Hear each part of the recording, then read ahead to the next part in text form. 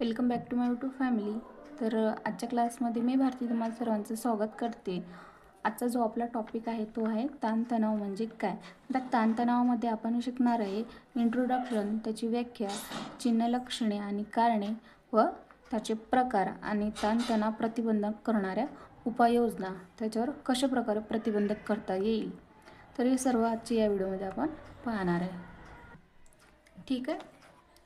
जर तुम्ही आतापर्यंत आपल्या चॅनलला सबस्क्राईब केलं नसेल तर लगेच करून घ्या, जेणेकरून तुम्हाला नेक्स्ट व्हिडिओची नोटिफिकेशन ही सर्वात आधी मिळेल आणि सोबतच बेल आयकन घंटेला सुद्धा प्रेस करा. तर सुरू करूया या टॉपिकला. इंट्रोडक्शन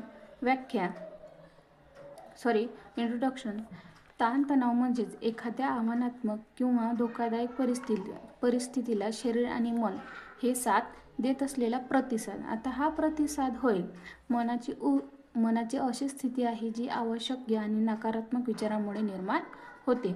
आता हा ताणतणाव जो आहे, हा ताणतणाव एखाद्या परिस्थितीला म्हणजेच आव्हानात्मक म्हणजे बुलावा देते, म्हणजे आवाज देते, किंवा धोकादायक परिस्थितीला शरीर आणि मन हे प्रतिसाद देतात. तर तो प्रतिसाद ही म्हणजे त्या प्रतिसादालाच म्हणणे म्हणजे ताणतणाव होय. आणि ही मनाची अशी स्थिती आहे की जी आवश्यक आणि नकारात्मक विचारांमुळे ती निर्माण होते. आता थोडक्यात सांगायचे म्हटल्यास, जेव्हा परिस्थितीची मागणी आपल्याकडील समस्यांना आपल्या संसाधनांनी शारीरिक आणि मानसिक क्षमता यांच्या असमतोल निर्माण होतो, तेव्हा ही शरीराची जी अवस्था आहे ती त्याला ताणतणाव असे म्हणतात. आता थोडक्यात काय म्हणतात इथं, तर आता जेव्हा ही परिस्थिती निर्माण होते आणि आपल्या शरीराच्या मागण्याही वाढतात आणि ज्यावेळेस मागण्या वाढतात त्यावेळेस शारीरिक किंवा मानसिक स्थितीचा त्या ठिकाणी निर्माण होतो आणि तो निर्माण होणारा त्याला ताणतणाव म्हणजे स्ट्रेस असे म्हणतात. त्याच्यावर उदाहरण दिलेले आहे. जसे की उदाहरणार्थ, ताणतणाव म्हणजेच आपल्या शरीरावर आणि मनावर पुस्तके ठेवलेली आहेत. आता उदाहरणार्थ काय दिलेले आहे ह्याच्यावर, आपल्या शरीरावर आणि मनावर एक मोठे जड पुस्तक ठेवलेले आहे आणि ते पुस्तक म्हणजेच तुमचं एक काम किंवा अभ्यास, घरातील जबाबदाऱ्या जसे की पैशांची काळजी किंवा एखादी मोठी समस्या. जेव्हा ती पुस्तक जास्त घेतात तेव्हा ते जड व्हायला लागतात.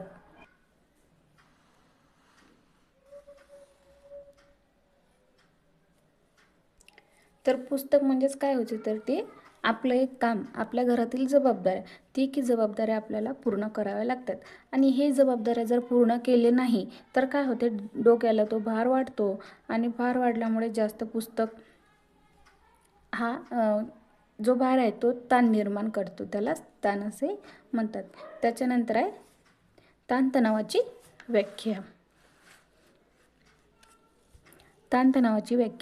तर जेव्हा आपल्या समोरची परिस्थिती, उदाहरणार्थ काम, समस्या किंवा अपेक्षा आणि ती हाताळण्याची क्षमता यामध्ये असमतोल निर्माण होतो, तेव्हा शरीराला आणि मनाला जळणारे दडपण म्हणजेच ताणतणाव होय. तर व्याख्या काय आहे, तर जेव्हा आपल्या समोरची जी परिस्थिती आहे तर त्या परिस्थितीला उदाहरणार्थ काम, समस्या किंवा अपेक्षा असतात आणि ह्या अपेक्षा हाताळण्याची आपली क्षमता नाही, तर या क्षमता नसल्यामुळे काय होतं, तर असमतोल निर्माण होतो आणि जो असमतोल निर्माण होतो त्या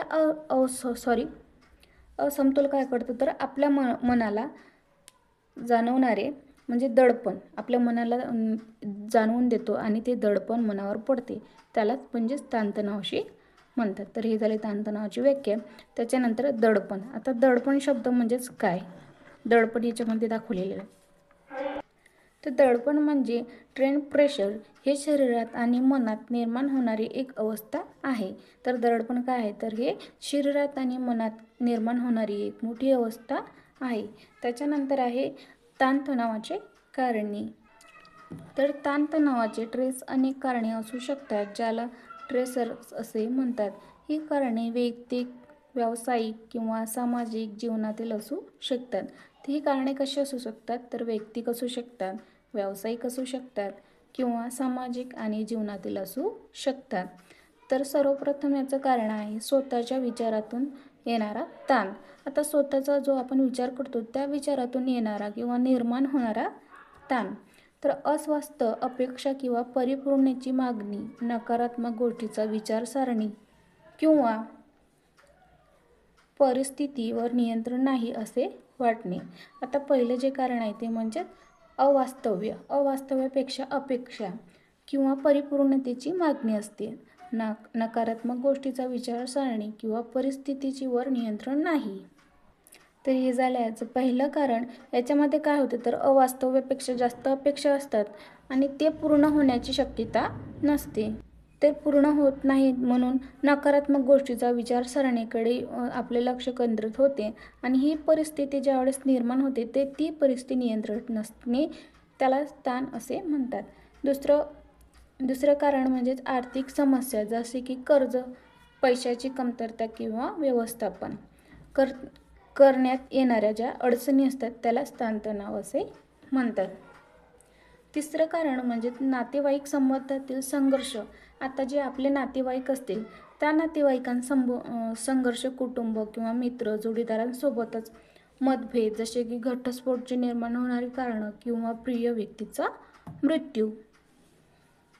जर एखाद्या वेळेस प्रिय व्यक्तीचा जर मृत्यू झाला तर काय होते, ते कारणसुद्धा ताणतणावाचं किंवा निर्माण असू किंवा होते. दुसरं कारण म्हणजे एखाद्याला झालेला आघाडी मृत्यू. आता एखाद्याचा आपल्या प्रिय व्यक्ती असते, प्रियकर, मित्र, मैत्रीण, कोणीही, त्याचा एकदम आघाडी झालेला मृत्यू, ते एक कारण म्हणजे ते स्ट्रेस निर्माण करते. त्याच्यानंतर आहे दैनंदिन अडचणी, वाहतूक कोंडी, वेळी व्यवस्थापन व जपणे. जे दैनंदिन अडचणी असतील ते वाहतूक किंवा कोंडी याचे व्यवस्थापन हे जपणे. व्यक्तीचे अति जास्त प्रमाणात अवास्तव्यापेक्षा नकारात्मक विचार स्वतःवर जास्त दबाव टाकणे. अतिविचार व त्या विचारांचा स्वतःवर जास्त दबाव टाकणे ते ताणतणावाचं एक मुख्य कारण आहे. त्याच्यानंतर आहे ताणतणावाची लक्षणे, चिन्ह-लक्षणे.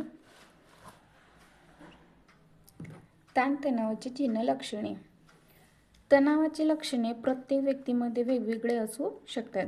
आता ताणतणावाची जी लक्षणे आहेत ती प्रत्येक व्यक्तीमध्ये हे वेगवेगळे असू शकतात, पण सामान्यतः ती शारीरिक, भावनिक आणि मानसिक याच्यावरच ती दिसून येतात. पण काय आहे तर ते शारीरिक आणि भावनिक व मानसिक याच्यावरच ते दिसून येतात. तर पहिलं म्हणजे शारीरिक लक्षण, फिजिकल सिम्पटम. स्नायूमध्ये ताण किंवा अडथळा किंवा घट्टपणा, विशेषतः मान, खांदे आणि पाठीवर. वारंवार डोकेदुखी किंवा मायग्रेन, डोकेदुखीचे हृदयाचे ठोके वाढणे, रॅपिड हार्टबीट किंवा धडधड जाणवणे, श्वासोच्छ्वास जलद होणे किंवा धाप लागणे. हे काय तर याची चिन्ह लक्षणे, ताणतणावाची चिन्ह आणि लक्षणे. तर पहिलं लक्षण काय याच्यामध्ये तर स्नायूमध्ये ताण निर्माण होणे किंवा स्नायूमध्ये रक्ताच्या गाठी निर्माण होणे. विशेषतः हे कधी होते तर ज्यावेळेस मान, खांदे आणि पाठीवर सूज येते तर त्याच्यामध्ये रक्ताच्या गुठळ्या तयार होतात आणि वारंवार डोके दुखते, जसे की मायग्रेनचा त्रास हा होतो. आणि हृदयाचे जे ठोके असतात, रॅपिड हार्टबीट हे किंवा धडधड जाणवणे, जास्त जोरात जाणवणे आणि श्वासोच्छ्वास जलद होणे किंवा धाप लागणे, जसे की बोलताना आपल्याला धाप लागतो तशा प्रकारची. तरी हे झाले ताणतणावाची चिन्ह लक्षणे. ठीक आहे, समजलं इथपर्यंत. त्याच्यानंतर भूक कमी होणे किंवा जास्त खाणे. आता ताणतणावामध्ये काय करतो व्यक्ती तर त्याला भूकच लागत नाही किंवा कमी लागते आणि एखाद्या वेळेस जास्त अचानकमध्ये जास्त खाणे, त्याला समजत नाही किती खात आहे किंवा किती नाही, तर यालाच भूक कमी होणे किंवा जास्त खाणे असे म्हणतात. तर वारंवार आजारी पडणे, रोगप्रतिकारशक्ती कमी होणे, वारंवार त्याची रोगप्रतिकारशक्ती कमी होणे किंवा वारंवार आजारी पडणे. घाम येणे, हाताला आणि तळपायाला घाम येणे, हे सुद्धा एक ताणतणावाचं कारण आहे. लैंगिक इच्छा कमी होणे. त्याच्यानंतर आहे भावनिक मानसिक लक्षण, इमोशनल मेंटल सिम्पटम्स. चिडचिडेपणा. आता भावनिक मानसिक लक्षणामध्ये काय असतं तर चिडचिडेपणा, जसे की राग किंवा शत्रुत्वाची भावना मनामध्ये निर्माण होते. सतत चिंता करणे किंवा भारावून गेलेल्या भावना, सतत एकाच गोष्टीचा विचार करणे, त्या गोष्टीचा चिंता करणे किंवा मनातून भरावून गेलेल्या ज्या काही गोष्टी असतात त्या भावना आठवून निराशा आणि दुःखी होणे. एकाग्रता आणि निर्णय घेण्यास अडचण येणे. ज्यावेळेस एकाग्रता नसण्यास अडचण, जशी की एका प्रश्नावर ठाम नसल्यास काय होते तर एखाद्या प्रश्नाचा आपल्याला निर्णय घेण्यात अडचण निर्माण होते. रस कमी होणे. उदाहरणार्थ एखादी गोष्ट आधी आवडत असेल, आता ते नकोसे असल्यास त्याला रस कमी होणे असे म्हणतात. त्याच्यानंतर आहे ताणतणाव प्रतिबंध करण्या उपाययोजना. ताणतणावावर प्रतिबंधात्मक उपाययोजना. तर पहिली उपाययोजना म्हणजे की आपली जीवनशैली आहे त्याच्यामध्ये बदल घडवून आणणे. आता नियमित व्यायाम करणे, जसे की दररोज किमान 30 मिनिटे व्यायाम करणे, चालणे, धावणे किंवा योग केल्यास एंडोर्फिन्स हार्मोन बाहेर पडतात. आता हे एंडोर्फिन्स हार्मोन जे बाहेर पडतात ते काय करतात, आपला स्ट्रेस जो आहे तो कमी करतात आणि तुमचा मूड सुधारतात आणि तणाव कमी करतात. आपले मूडची काय सुधारण्यास मदत करतात आणि आपल्या डोक्याचा जो काही ताण असेल, स्ट्रेस, तो कमी करण्यास मदत करतात. दुसरा उपाय म्हणजे संतुलित आहार. पौष्टिक आणि संतुलित आहार घ्या, विशेषतः फळे, भाज्या आणि ओमेगा 3. आता ओमेगा 3 फॅटी ॲसिड असलेले पदार्थ खा. जास्त साखर आणि कॅफेनचे सेवन मर्यादित असणे गरजेचे आहे. जसे की कॅफे आणि जे साखरचे पदार्थ असतील ते मर्यादितपर्यंत लिमिटेड असणे आवश्यक आहे. दुसरा म्हणजे पुरेशी झोप. भावनिक आणि मानसिक व्यवस्थापन. किमान पुरेशी झोप म्हणजे किमान 7 ते 8 रात्री तरी एवढीशी पुरेशी झोप असणे गरजेचे आहे आणि दिवसा 15 ते 20 मिनिट आराम करणे आपल्या शरीराला फार आवश्यक असते. दुसरा मुद्दा जो की भावनिक आणि मानसिक व्यवस्थापन. तणावाची मूळ ओळखा. जे तणावाचं कारण आहे त्याचं मूळ ओळखा, जसे की तुमच्या तणावाचे नेमके कोणते कारण आहे. जसे की आपल्या तणावाचे नेमके कोणते कारण आहे, कोणत्या कारणापासून आपल्याला तणाव होत आहे. उदाहरणार्थ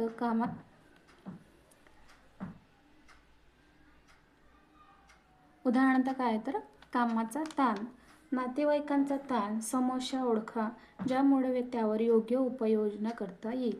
तर या सर्व गोष्टींचा ताण कशा प्रकारे येता येतं, त्याचं मुख्य कारण काय आहे ते ओळखायला हवं. त्याच्यानंतर आहे वेळेचे नियोजन करा. आता काय होत म्हणजे बऱ्याच वेळा काय होतंय, ताणामुळे विचार करत असताना वेळेचं भान राहत नाही आणि वेळेचं भान राहत नसल्यामुळे काय अशा वेळेस काय करायचं, कामाचे नियोजन करा की आपला वेळ हा पूर्णपणे दिवसभर कशा कामात जाईल, कुठं जाईल, या सर्व गोष्टीचे नियोजन हे वेळेवर करता आले पाहिजे. जेणेकरून काय होते, जे आपण विचार करतो आपल्या त्या विचारांना म्हणजे फुल स्टॉप पॉईंट तिथंच ते विचार थांबतात आणि दुसरीकडे लक्ष निर्माण होते, केंद्रित होते. नंतर आहे छंद आणि आवड. आता एखाद्या वस्तूची किंवा कोणत्याही गोष्टीचा छंद किंवा आवड निर्माण करणे. एखाद्या गोष्टी म्हणजे रुची काढण्यास सुरुवात करणे किंवा एखादी गोष्ट आवडत असेल तर त्याच्याकडे वळणे आणि त्या गोष्टीमध्ये मन करमणूक करणे. उदाहरणार्थ वाचन करणे आणि एखादे काम करणे, जेणेकरून विचारांकडे दुर्लक्ष होते. एखादी आवड जशी की मूव्ही पाहणे किंवा ड्रॉइंग करणे, तर या गोष्टीमुळे काय होते, जो विचार आहे ते त्या विचारांपासून दुर्लक्ष होते आणि या आपल्या आवडत्या गोष्टीकडे लक्ष केंद्रित होते. तर हे झाले प्रतिबंधात्मक त्याच्यावर उपाय. आता शेवटचा आणि लास्ट उपाय काय आहे तर जर ताणतणाव हे जर जास्त प्रमाणात वाढले असल्यास, तणाव खूप जास्त प्रमाणात वाढला असल्यास तर काय करावे तर तणाव वाढल्यास मनोपचार, तज्ज्ञांचा सल्ला घेणे हे आवश्यक आहे आणि दैनंदिन जीवनावर परिणामकारक असेल तर मानसशास्त्राचा म्हणजे फिजिओलॉजिस्ट किंवा मनोपचार तज्ज्ञाची मदत घ्यावी. जर समजा वरील एवढे सारे उपाय करूनही जर ताण ट्रेस जात नसेल तर काय करावे, तर मनोपचाराचे तज्ज्ञाची सल्ला घ्यावा. त्यांना आपले दैनंदिन जे काही गोष्टी असतील त्यांच्याकडे शेअर करावे. त्याच्यानंतर ते आपल्याला त्याच्यावरून ते ट्रीटमेंट किंवा ट्रीट करतात. ठीक आहे, तर इथपर्यंत समजलं असेल. याच्यामध्ये काही अडचण. तर हा झाला आपला ताणतणाव म्हणजेच काय 15 मार्क्सचा क्वेश्चन पूर्ण. हा क्वेश्चन नर्सिंगच्या पूर्ण स्टुडंटना आहे, ANMला सुद्धा आहे आणि JNM फर्स्ट इयरला सुद्धा आहे. तर त्याच्यामध्ये बघितलं आपण इंट्रोडक्शन, व्याख्या, चिन्ह, लक्षणे आणि कारणे, त्याचे प्रकार व तणावावर प्रतिबंधात्मक उपाययोजना. ठीक आहे, तर याच्यामध्ये काय अडचण आल्यास कमेंट करा आणि व्हिडिओला प्लीज शेवटपर्यंत नक्की बघा आणि आपले मराठी मित्र जे असतील त्यांनासुद्धा हँडरायटिंग नोट्स शेअर करा. आणि अशाच नवीन व्हिडिओसाठी भारती नर्सिंग क्लास या चॅनलला सबस्क्राईब करायला विसरू नका. थँक्यू. भेटूया नेक्स्ट व्हिडिओमध्ये.